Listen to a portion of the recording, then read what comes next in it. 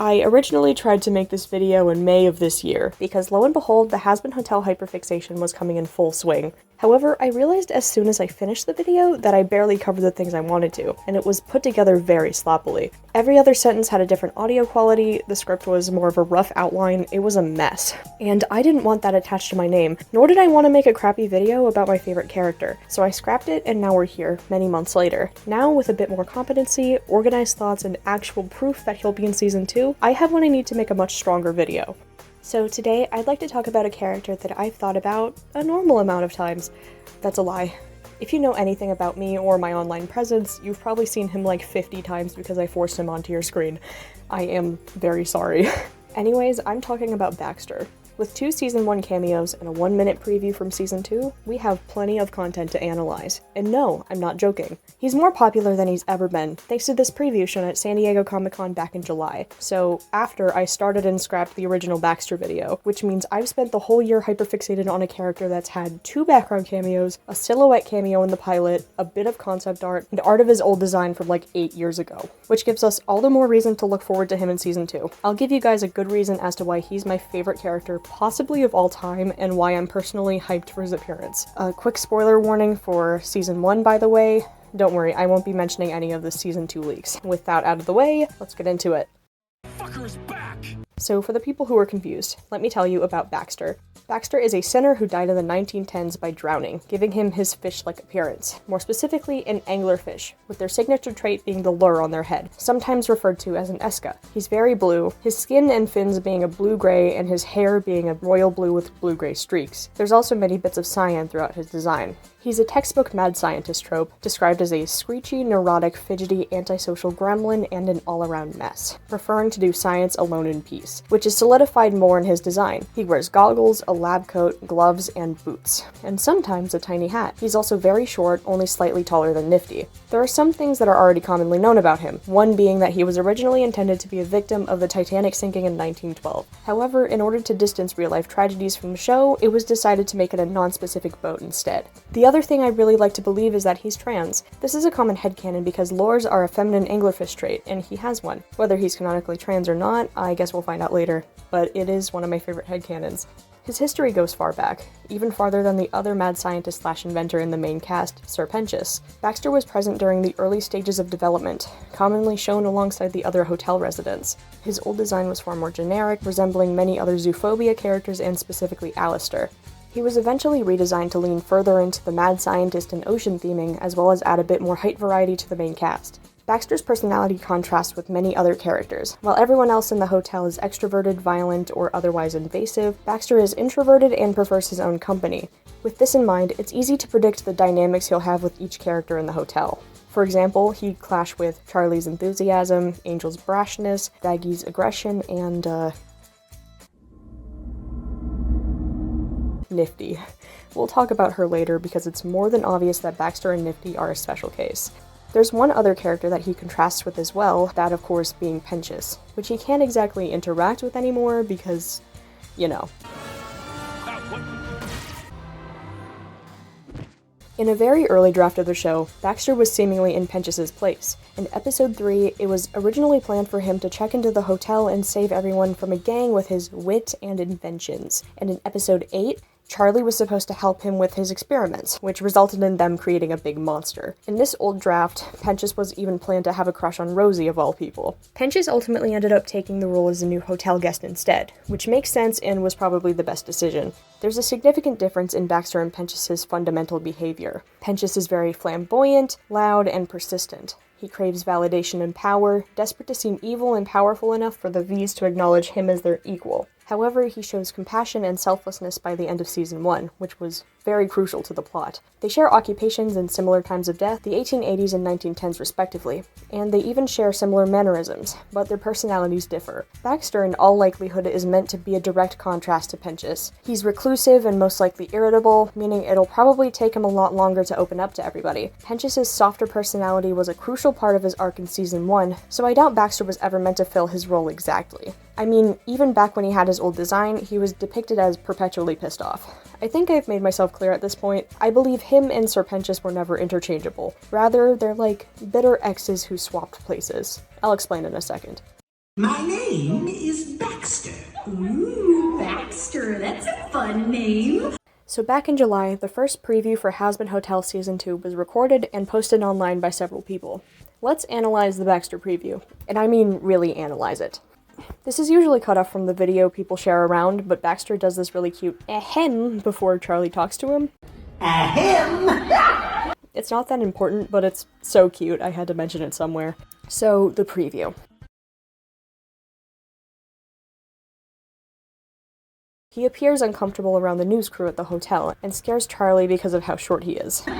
He also has a little crab bag, one that he most likely made himself. A common theory in the fandom is that he helped Pentious create the Egg Boys, so this is just another bit of evidence to support that. Charlie is absolutely thrilled to see him. She asks if he is checking into the hotel, he says yes, and she's very happy. She calls his lab coat cute, and we see his expression go from shock to irritation. Charlie asks if he's an inventor, and this offends him. He apparently hates being called an inventor, preferring to be called a scientist, or rather a mad scientist.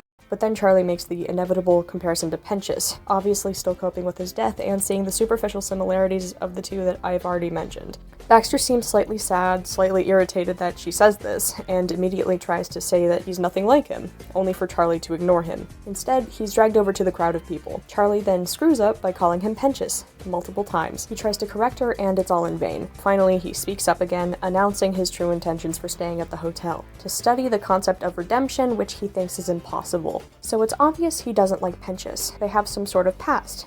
A rivalry that was actually alluded to before. Alongside the Radio Demon and Angel Dust prequel comics, there were plans for many other comics that were never finished. In one specifically, Pentious and Baxter are directly referred to as ex-business partners. We even see their opposing preferred titles, Pentious preferring to be called an inventor, and Baxter preferring scientist. Whatever it was that happened between them, it's caused Baxter to not want any association with him, and Pentious potentially sharing that sentiment. As for the other details in the clip, there's Baxter's voice, which I have yet to mention. Many people compare Baxter's voice to Richard Horvitz, who also voices Moxie in Hell of a Boss. He also voices Zim from Invader Zim, which is one of my favorite characters of all time and also happens to be a mad scientist. Though without confirmation, it's still up in the air. This is most likely a very early scene in the first episode, considering the news crew still surrounding the hotel. This means it most likely takes off right after the events of episode 8, which is actually a perfect segue into the next section.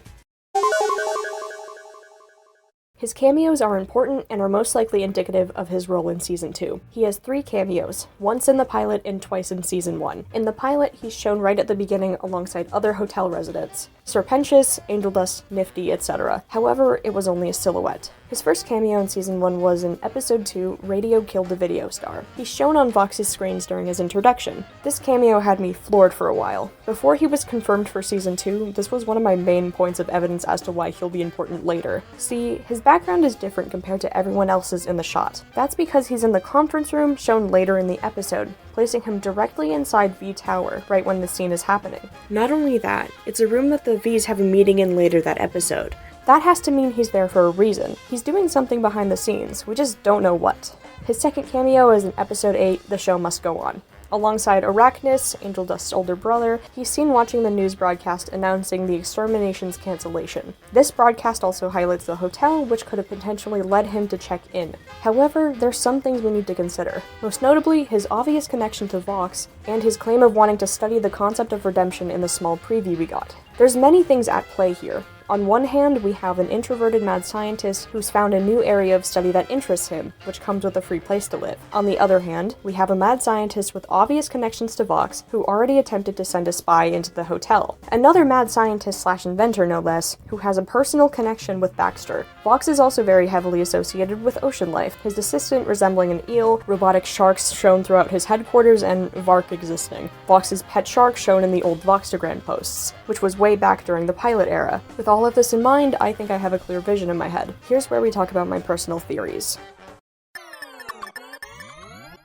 So, after everything we've talked about, what's Baxter up to, and how important will he be in Season 2? Since it's basically common knowledge at this point that the V's will be a crucial antagonistic force in Season 2, and Baxter obviously has an association, I find it likely that Baxter works for Vox Tech. I'm not sure if he's sold his soul though, considering the theory that people who sell their souls have black scleras. For example, Husk has 2 black eyes, meaning he's fully sold his soul, and characters like Angel Dust, Vox's assistant, and Travis only have one black sclera, meaning their contract is specifically related to their employment, and they're essentially half owned by their respective overlord. Baxter's scleras are both cyan. If this theory turns out to be true, it's possible Baxter is like Nifty. Her sclera is red, and it's likely she's with Alistair just for the sake of being there. Baxter might be working for Vox for the hell of it, or Vox even offered him a job with the added benefit of autonomy. Basically, he could do whatever he does there without selling his soul. This would mean Baxter is a meaningful asset in some way. Whatever the case is, I believe Baxter works for Vox, has worked with Vox in the past, and is at the hotel on behalf of him. I think his scientific interest in redemption could be real as well, but I don't think that's the only reason he's there. I believe Baxter and Pentious' rivalry could also relate to his association with Vox. Pentious says in episode 2 when he's attempting to attack Alistair, "Now cower, for when I've slain you, the almighty V's will finally acknowledge me as their equal." Directly after that is Vox's introduction, where we find Baxter's first cameo, showing him within Vox's headquarters. Pentious wants to have the approval of some of the most powerful and influential overlords in Hell, and Baxter already seems to be there. He's where Pentious wants to be. I believe there was some sort of conflict of interest. Baxter got recognition from Vox in some way, while Pentious didn't. It could be argued that it was related to the technology that they use, considering Baxter's seen holding a phone and sitting in front of a laptop in his first cameo, or at least that's how I interpret it. Pentious is known for his steampunk bullshit. His inventions, including the Skinflayer 11,000 and his war machine, have an older steampunk theme with cogs and other medieval-esque design elements. Baxter, despite dying in the 1910s, could have been more willing to advance with technology, leading Vox to somehow recognize him instead of Pentious, much like how Vox and Alistair had a falling out relating to the advancement of their technology. This is all theorization, but overall, I believe Vox gave Baxter recognition instead of Pentious, and that, or some other disagreement, led to their falling out as business partners. Now, I said at the beginning of the video that I would bring this up. It's time. If you've been active in the Hazbin Hotel fandom for the past couple months since the preview shown at Comic-Con, you've probably seen Baxter shipped with Nifty. This ship has been popular for years, ever since the pilot came out, with good reason too. Since the beginning of development, Baxter and Nifty have been drawn next to each other, most notably with their old designs, but still, it's obvious that they have a planned relationship. This happened with Angel Dust and Husk too. They're commonly seen next to each other in old art, and they ended up having a whole episode dedicated to their relationship. With Nifty's affinity for bad boys, it's safe to assume one thing: she is going to be head over heels in love with him. The one thing that turned her off about Pentious was It Starts With Sorry, a song that revealed Pentious' softer side. With Baxter being more cold and mad scientist-y, it's a match made in hell, I guess. I can see their dynamic very clearly. Nifty is invasive and obsessive. Baxter is a neurotic mad scientist who greatly values his privacy and hates social interaction. Nifty goes into his lab without permission, curious about what unethical experiments he does. Baxter can take her interest in several ways. He could be scared of or irritated by her. He could share his work with her and she could become one of the first people he opens up to, or he could go all in and treat her like a lab rat. It's also obvious that Alistair is pretty protective of Nifty. They have an almost father-daughter relationship. If that's the case, and Baxter is directly associated with Vox, there might be a bit of tension between him and Alistair, especially with Nifty's crush thrown in the mix. So, overall, Baxter is going to be a fun character, I think, with connections to both Vox and Pentious, a contrasting personality with the rest of the hotel, and a probable relationship with Nifty. He's going to be a fun addition to the main cast, and I'm so excited to see more of him. I've always been a sucker for mad scientist characters, so the fact a character that fits my taste perfectly is in a show that I was already interested in before I learned about his existence is awesome. The show's not perfect, but I'm really in love with the story it's telling and the world it's building. Baxter slots into it perfectly. He's associated with my favorite characters, and he's just so good conceptually. I've said it 100 times, and I'll say it again. I love Baxter. I'm so excited. If anything else, I know he'll be one of the highlights of Season 2. Thank you so much for watching. I spent many hours on this script and a longer time just thinking about him in general. I hope I was able to portray why he's my favorite and why you should be excited to see him too. I don't usually make YouTube videos, but if you'd like to see my art, I'll have some of my socials up on screen and linked in my channel's bio if you want to follow me on any of those. My commissions are also open if you're interested. Feel free to subscribe if you want. I have plans to make more videos and animations in the future, so stick around if you'd like. If you have anything you feel like I should have added to the video, feel free to comment below. I might have missed some things, even though I tried my best to include everything I thought was important. Again, thank you so much for watching. Goodbye!